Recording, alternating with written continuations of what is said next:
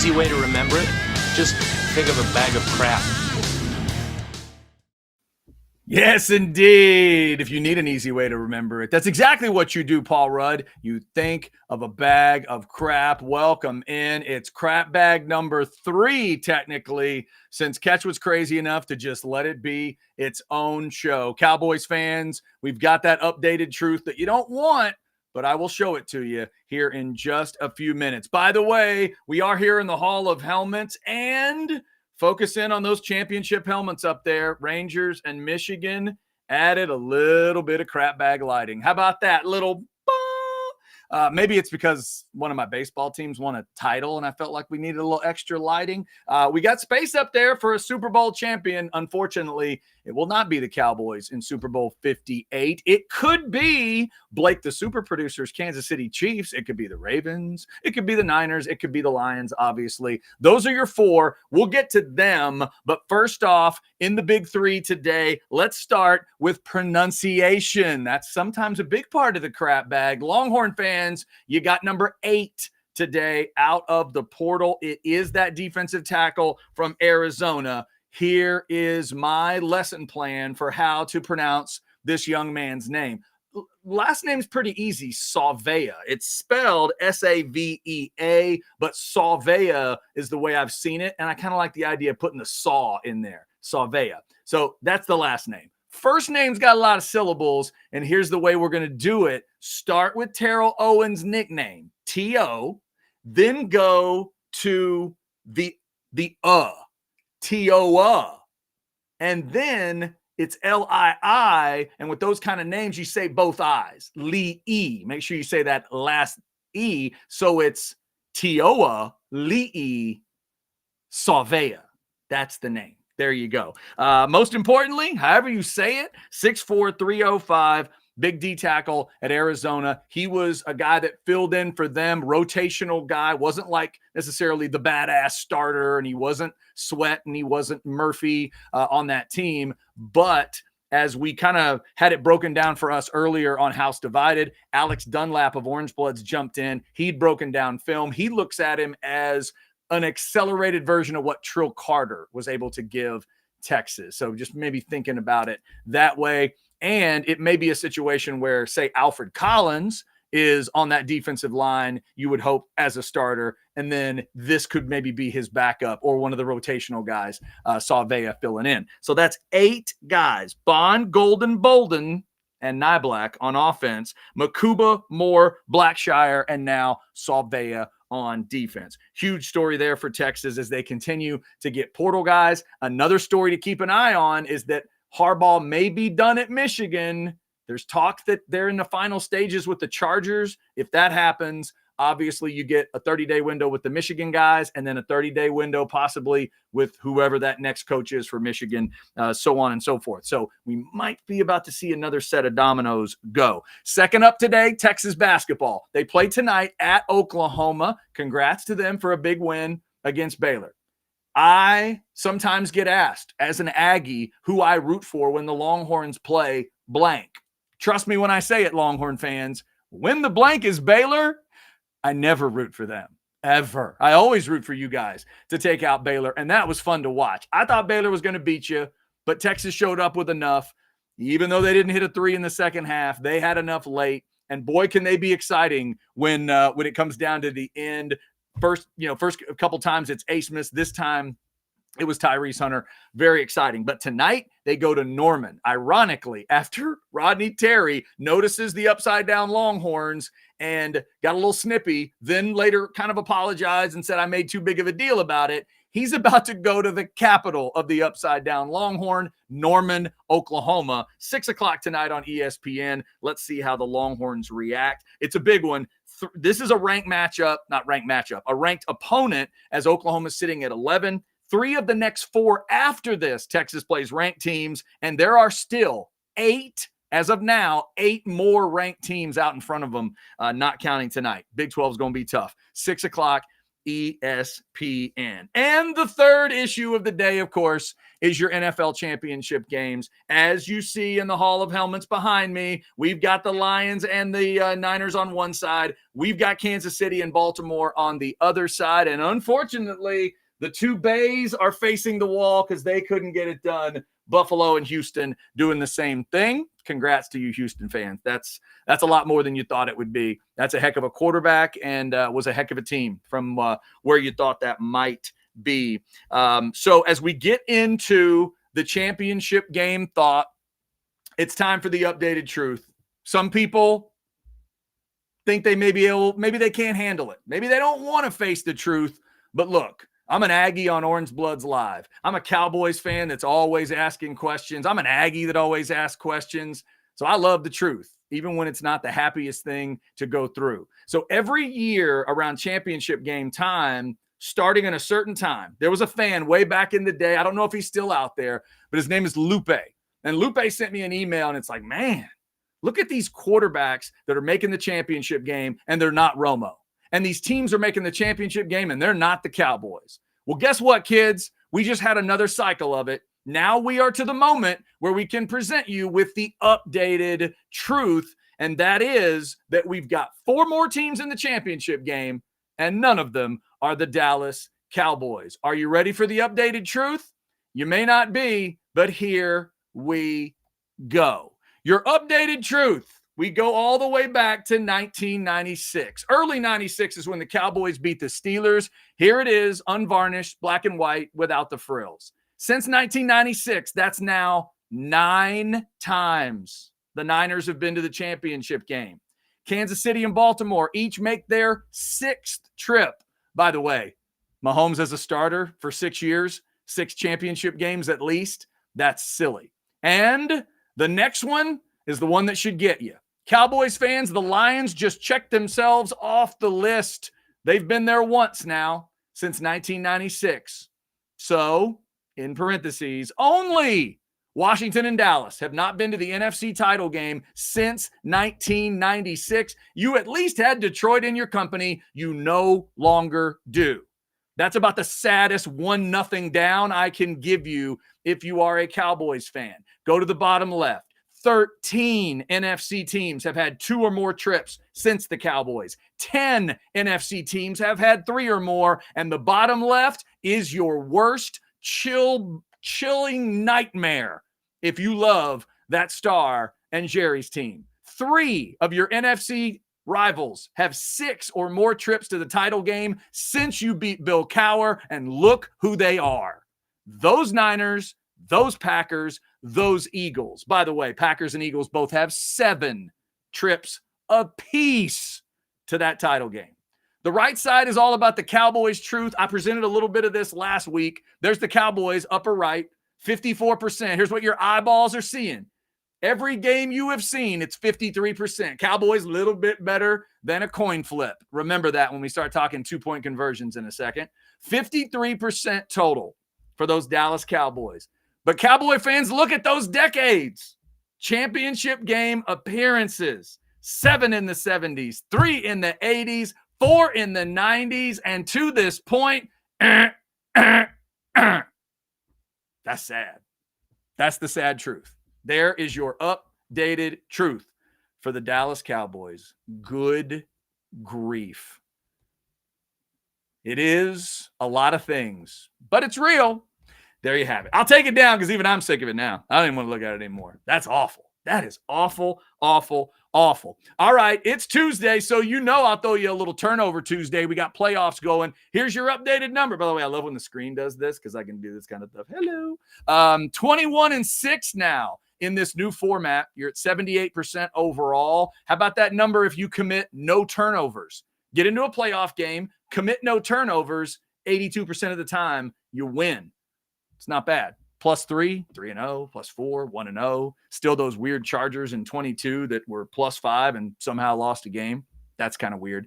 But overall, there is your number this week. We had some teams that couldn't take advantage of things. Bucks drop an interception in the end zone. And if you're a Packers fan, you're going to be haunted by an early play in that game. 3-0 Packers, and that ball is right there. I don't know if it's a pick six, but that play goes a ways the other way, and it's at least 6-0. Might have been 10-0. Brock Purdy did not have a great night in the rain, and you still couldn't make him pay for it. Ultimately, you were the one with the turnovers, and it ended up hurting you. If you're a Bills fan, what kills you is that you got the one turnover. You figured out a way to dive at McCole Hardman, and the ball rolls into the end zone, and you got the ball, and you did absolutely nothing with it. You did nothing. All that did was counteract your goofy-ass fake punt call from earlier in the game. Kansas City, they are the masters of this, by the way. Mahomes in Kansas City, they can lose turnovers and win key games better than just about any team I have seen in a while. As long as we're talking about teams still in the playoffs, how about we talk about Lamar Jackson? This is a little fuzzy, but check out this stat that I saw on Lamar. These are 100-yard rushing games by quarterbacks in the NFL. And I believe playoff history in the NFL. He's got 3 of them. Kaepernick, interestingly enough, with 2. And then Vic and McNabb each have 1 100-yard rushing game. I think that's your Super Bowl champ eventually. We will see. I hope somebody can give them 4 quarters, but I don't know if anybody can. They just slowly dominated the Texans. 38 minutes of time of possession, and the rushing number was 229-38. Just systematic destruction, and that defense is so nasty. They've almost got, it's weird, they've got Todd Monken on the offensive side, but at times that defense reminds me of those 2 Georgia defenses that won back-to-back titles. That kind of defense where you can just watch and go, oh yeah, this is done. 3rd and 8, they are like a snake about to snap your neck off. It's incredible. So the NFL teams left. It's going to be fun to see what happens there. It's going to be the NFC game second up on Sunday. We're going KC Baltimore first, and then NFC game is a 5:30 start for Detroit and San Francisco. All right, as we move along, thanks to everybody for jumping in by the chat today, as we'll check out some of it. Let me see if there's anything. Yeah, this is somebody just breaking it down. Brad breaks it down. Long way of saying the Cowboys have sucked for a long time. Yes, Brad, that's exactly it. I meet people all the time that are Cowboys fans, and they'll tell me how old they are. And I'll say, how old were you in 96? And it just tells you everything you need to know about them. I feel so terrible for them because they didn't get to feel it. Like, I didn't get to feel the first 2, but I also missed the losses. I didn't have to live through the loss to the Colts. I didn't have to live through those losses to the Steelers. But I got to see in my life when the Dallas Cowboys make the Super Bowl, they just win. That's what they do. That's what they did during my life. 3 out of 4. My senior year of high school, my high school team won state and the Cowboys won the Super Bowl. It was a good time. It was a good time, but it's been a long, long time ago. Chris says our only hope is when Jesus decides not to give JJ an extension. Oh, Chris, I hate it when people go to that. I don't know that you're wrong, but I always hate it when people are like, well, Jerry's going to have to die. Jerry's just going to have to die. See, there's Chris Bennett giving us the perspective. 13, I was in 8th grade, January of 96, 41 now. Chris says I was 20 in 1996. Yeah, that's it. That is it.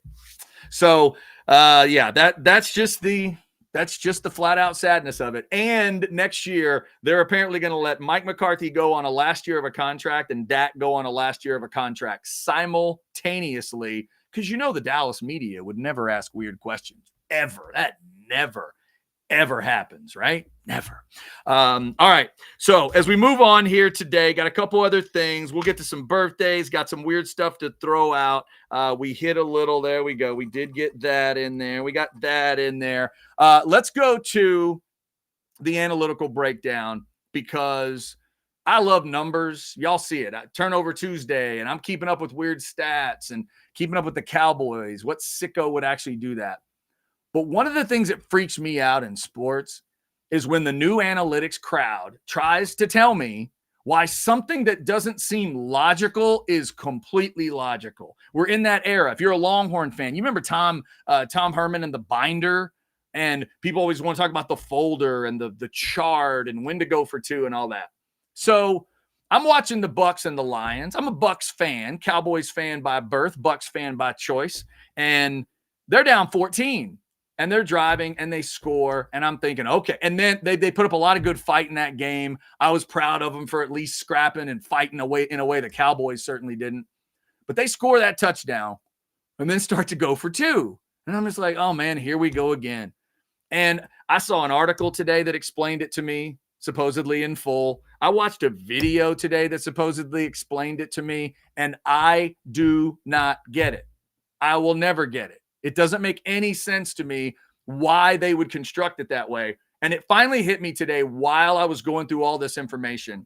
What happened, right? It's like if you say to somebody, if you're talking to your buddy, you're at dinner or whatever, and your buddy is explaining to you why he's about to propose. He's found the woman.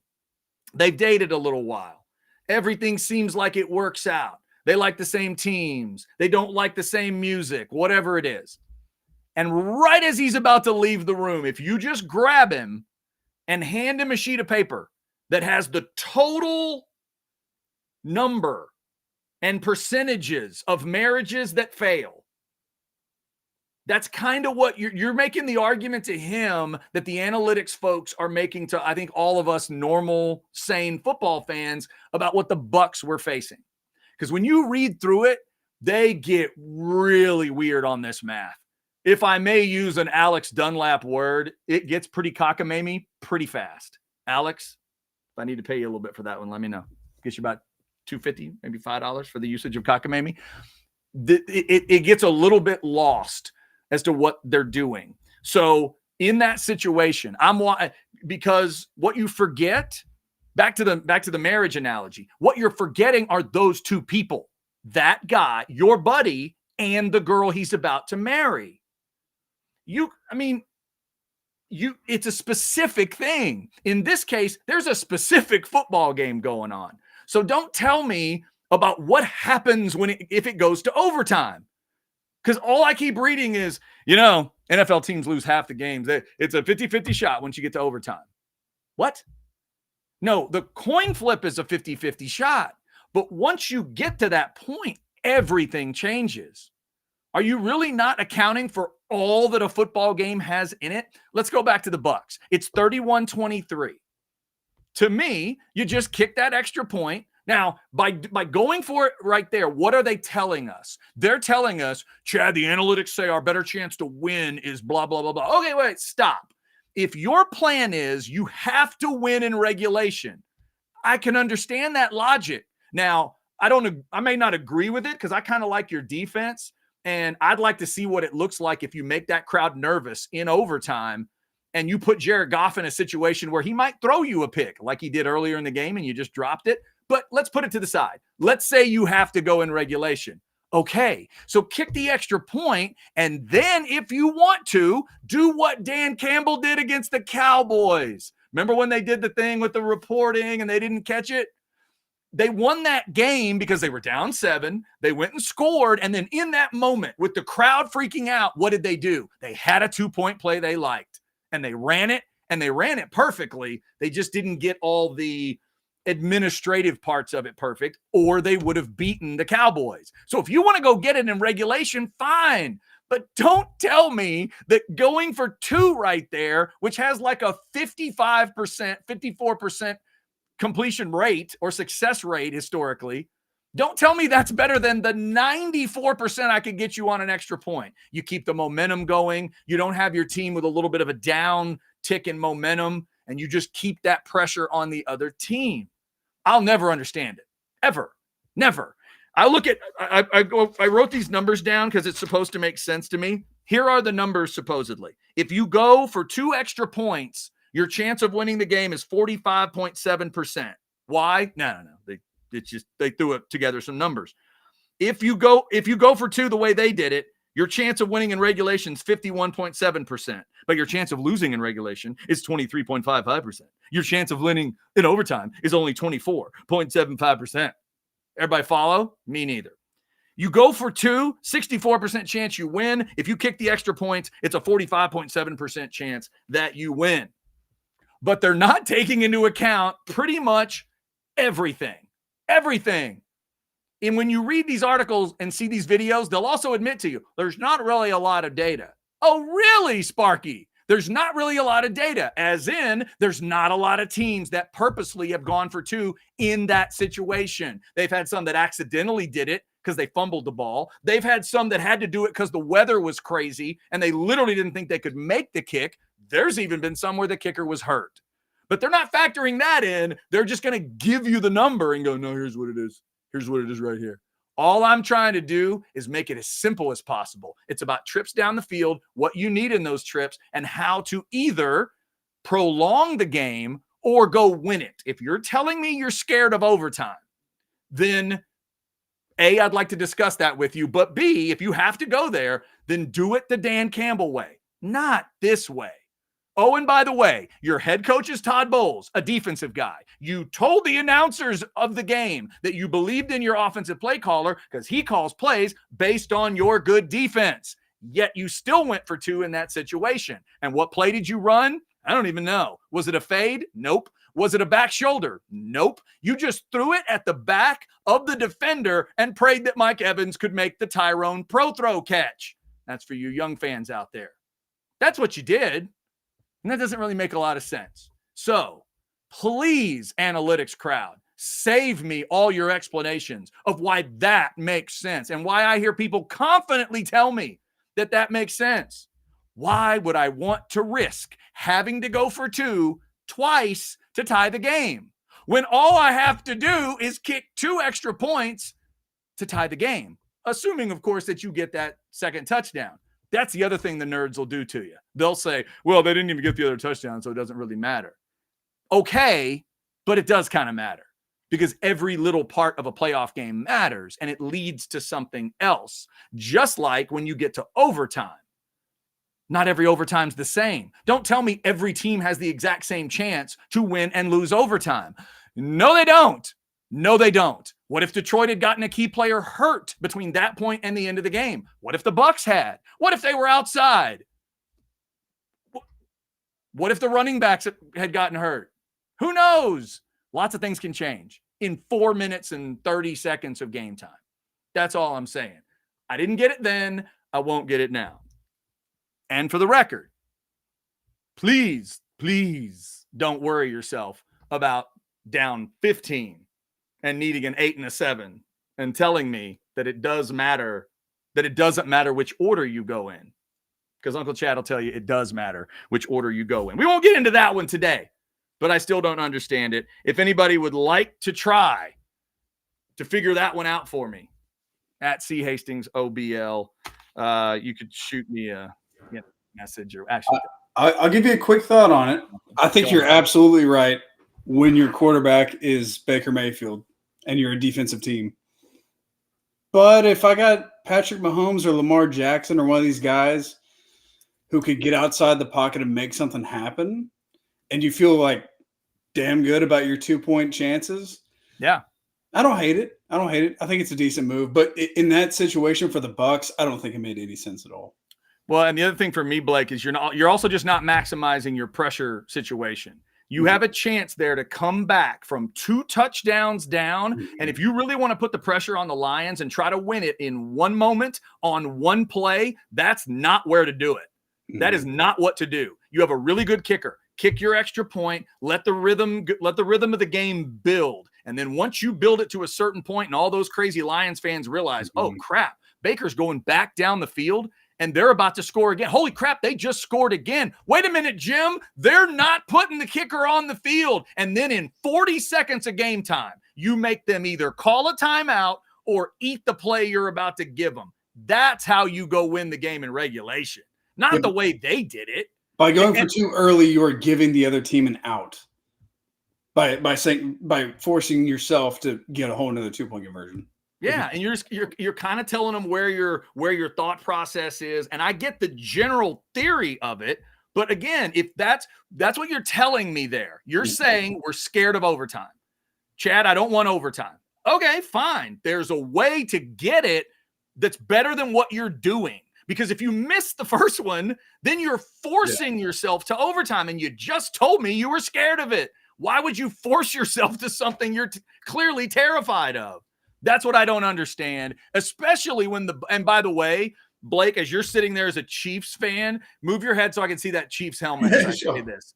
That helmet's aggressive. That helmet I trust in a 2-point conversion. Have y'all watched the Bucs offense all season? This is not some incredible machine. This is not some juggernaut. They won their last game of the season 9-0 when they needed the playoffs, for God's sakes. This is a blue-collar phone booth, cut you with a bottle that they broke in their own mouth kind of team. That's not the kind of team that needs to go Lane Kiffin or Andy Reid aggressive and say, I like my 2-point play right now. Let's do it. Let's do it. Then all I have to do is kick the extra point and win the game. It sounds great if you have one of those teams, but that team in that situation, I don't like it anyway. But so if that was the Chiefs and they're down 14 and they have a play they really think is going to hit on that 2-point, you'd rather save it for the end. Yeah, I'd still tell them to save it to the end. But, hey, if you're the Chiefs and Andy Reid could look back at me after the play's over and go, Chad, they walked that in. We walked that 2-point conversion in, and now they know I'm going to go score, and they know I'm going to kick it with Butker, and we're done. It's still Butker the kicker, is that right? Yeah, that's right. Yeah. Like, we're really going to wear on them, because when we score that last touchdown, they know all we have to do is kick the extra point. Don't worry, we got it. Okay. But in that situation with the Bucs, I don't get it. I don't love it anyway, but I really didn't like the way they handled that play. For the record, I don't want the Chiefs doing it either, because they'd probably just give the ball to Nicole Hardman and he'd fumble it out the back of the end zone. Yeah, it's true too. It's probably true. Kadarius Toney, please. Probably true as well. So the Bucs end up losing it 31-23. Here's an admit. You know what, text guy too? It is. It frightens me too. Frightens me too when I make sense. But I appreciate you saying that I might have actually made a little bit of sense. All right, what else do we have in your crap bag today? We will get to some birthdays coming up here in a second. But before that, let me get you a couple reminders. First off, if you're a Texas fan, big round number for you today. Do you have your SEC plans together? Have you tried chicken on a stick? Have you tried some deep fried whatever? 160 days from now, you're in. 160 days from right now, you are in the SEC club. The only thing you don't have this football season are like badass, historic SEC places to go. But I do have a couple ideas for you. Your 4 true road trips this year are Michigan at the Big House. That's the historic Big Daddy outside the conference you could go hit. You, of course, go to Fayetteville. I would tell you not to do that. You do what you want. I would never go there if I was a Texas fan. I'm not even going there as an Aggie. And they hate y'all something fierce compared to what they think about us. That's on y'all if you want to go.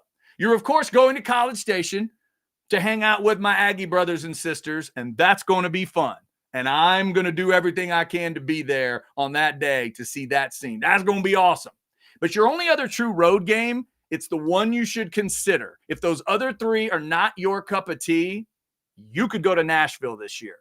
I know it's Vanderbilt, but later on in your SEC life, you're going to have time to think about Knoxvilles and Gainesvilles and T-Towns and Auburn and all that stuff. But this year, you could go to Nashville. I hear it's a hell of a party. I haven't done it myself, but multiple fan bases have told me, don't forget Vandy.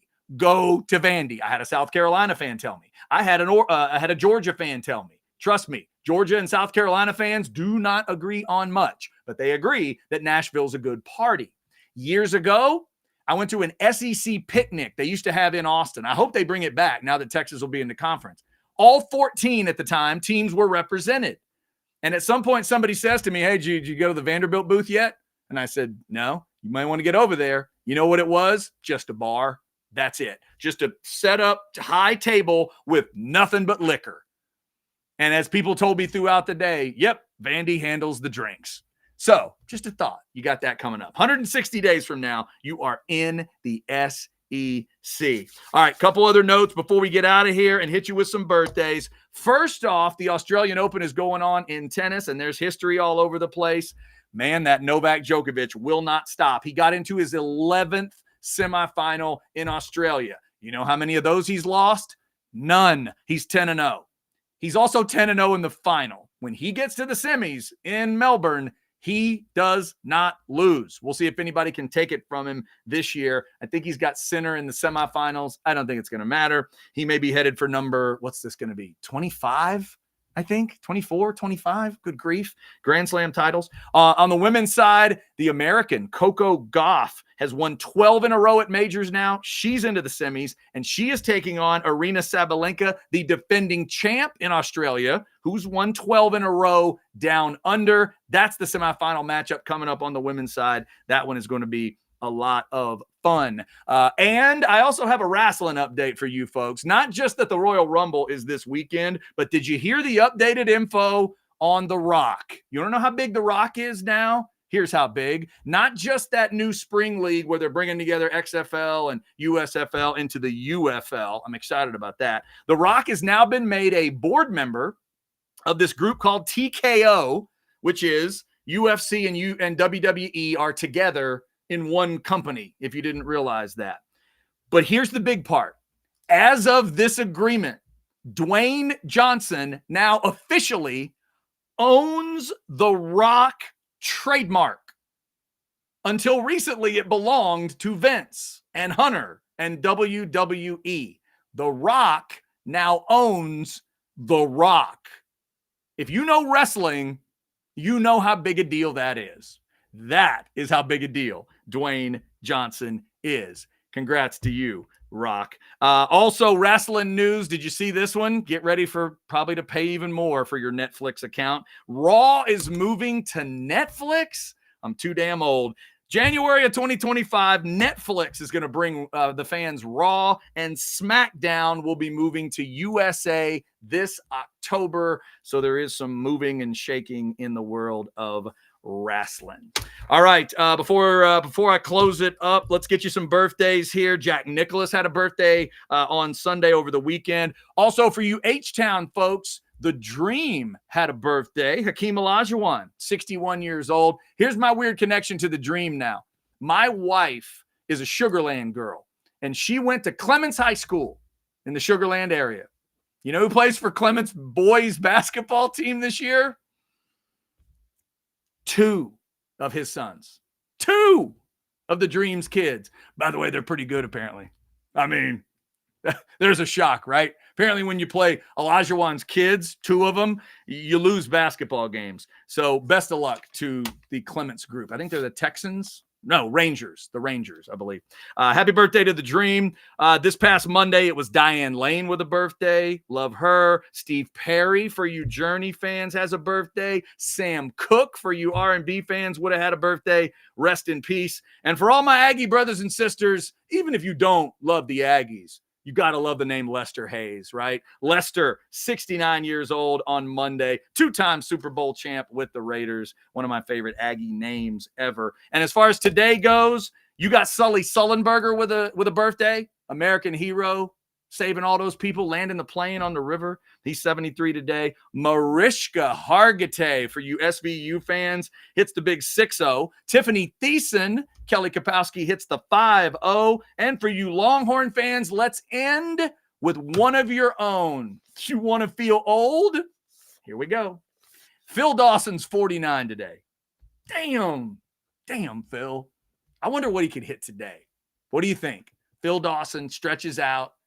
You give him perfect weather. What does he feel like he could hit? If I told Phil Dawson, Phil, I got this much money.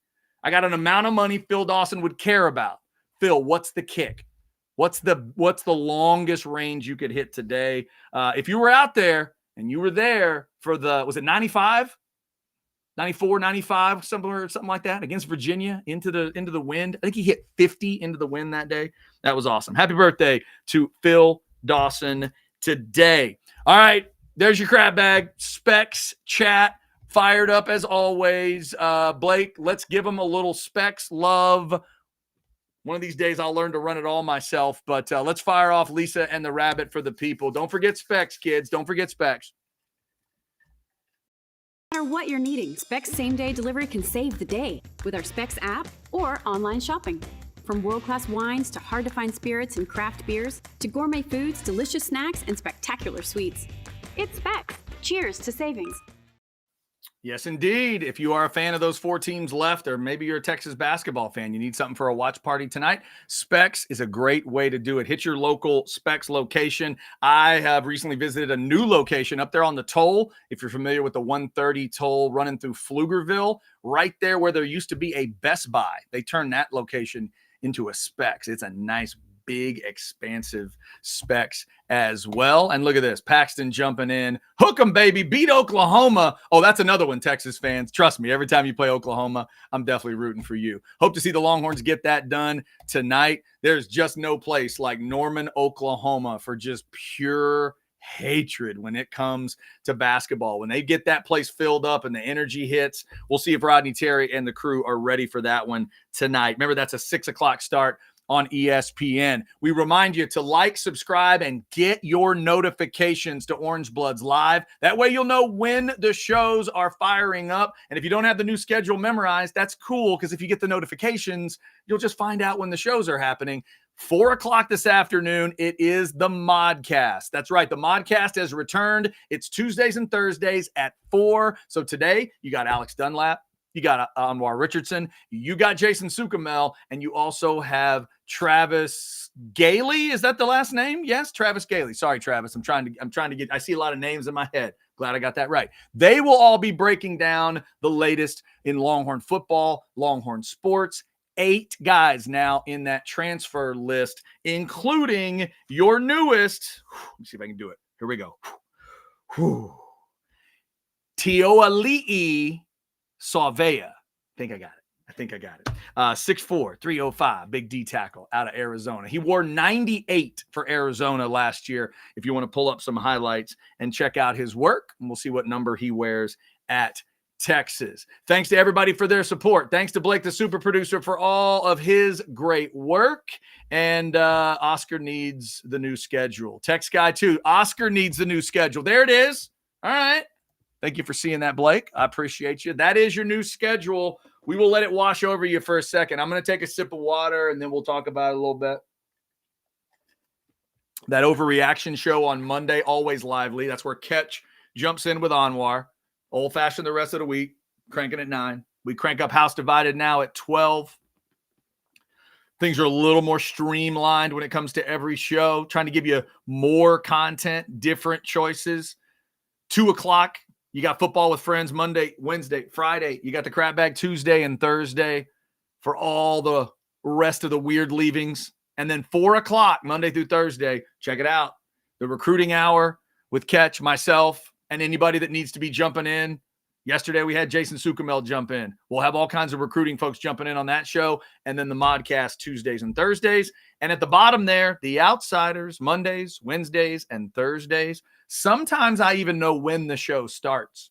If you haven't seen the clip from last night where it appeared that I had no idea what was going on, you need to check that out at C Hastings OBL or at OBY. We have a good time tomorrow night on a What Are You Drinking Wednesday. We've got the one and only Greg Swindell on the show to preview a little Texas baseball and see what kind of interesting conversations we can get into. That's all coming up on Orange Bloods Live. Oscar, we hope that gave you the info that you need. Again, like, subscribe, get your notifications, and you'll always know when the shows are happening. Like on Thursday when we get you the next crap bag. Until 2 o'clock on Thursday. I hope you dealt with Turnover Tuesday well. Cowboys fans, I hope you could handle the updated truth. I promise I will not bring it back until next year when hopefully I get to get rid of it because the Cowboys actually make a championship game. Notice that I'm smiling as I say that because I don't think that's going to happen. Until Thursday at 2, This is the crap bag. Now you know everything that's rolling around inside my head. I'm sorry. See ya.